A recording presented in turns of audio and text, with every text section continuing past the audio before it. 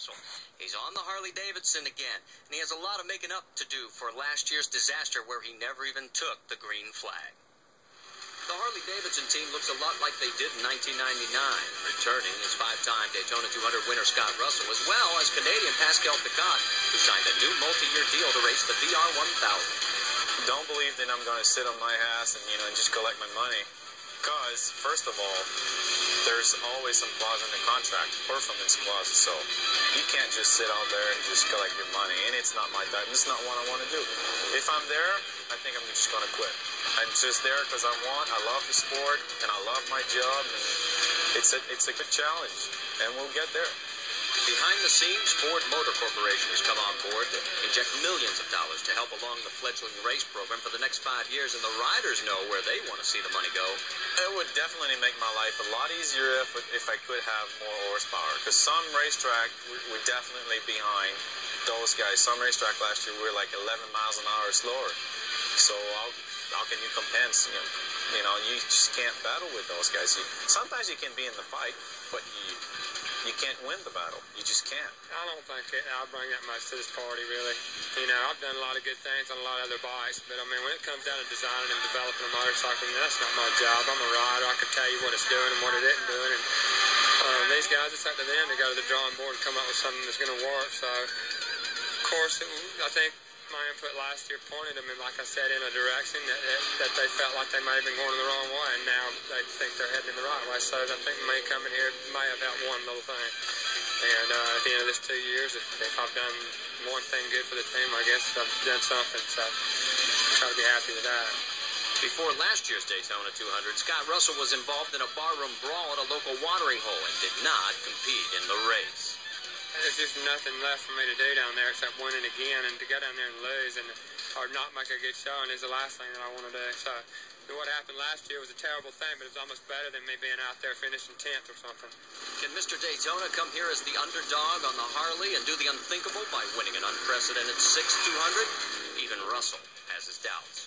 I don't think they put the emphasis that they should on Daytona, because they don't feel like that maybe they're in a position, you know what I'm saying? So they kind of go like, okay, Daytona's just one race in a 12-race series, and let's just get through it. And, I've always gone down there with other things in mind, so it's a difficult thing for me to go down there like that. But they're paying the bills. They're paying the bills, and I'm doing whatever has to be done.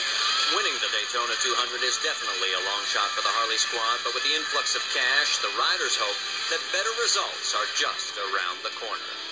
I just wish to be here in Daytona next March and have the fastest bike out there and the easiest bike to ride, but I know it's not that way in racing. You just got to keep working. The harder you work, better it should be. So I cross my finger. I got faith in my guys and faith on Harley Davidson, and I think we're going to get there.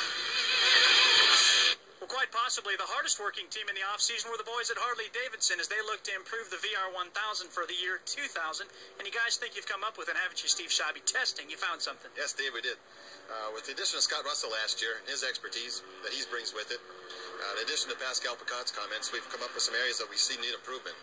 And we worked long and hard during the end of last season and going into this season to come up with some changes in the swing arm suspension, which resulted in changes in the exhaust system and quite a few other things. And in testing this winter, right away we recognized the improvements we were expecting, and so we were happy with that. Coming down here, we noticed the same improvements. So from the chassis point of view, things have moved forward a lot. Unfortunately, in doing that, we put the engine on the back burner, and coming down to the Daytona, you need some horsepower. And it's going to show that we're down a little bit of speed, but we knew coming down here that was going to be a little bit tough from the speed aspect, and we're going to do what we can to get through it and get back to work on the engine. And the rest of the season, we look forward to some improved results. Good luck to you. Thank you. One thing Harley Davidson definitely looking forward to the entire season, not just the race here at the Daytona 200. They're looking at the long haul. A bit surprising to hear Steve Scheibe admit that he's down on horsepower, and if you're reading between the lines, he's saying, we really don't have a chance to win this race. You rode here 6 times. What's that do mentally to your psyche? Well, it's tough on a rider coming into the Daytona 200 knowing that the team hasn't done their work in the off-season as far as engine development program.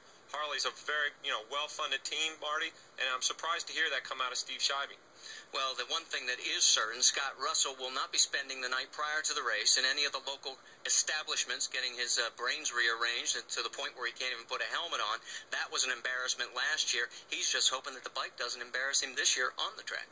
Well, we all know the potential of Scott Russell. I mean, 5-time Daytona winner.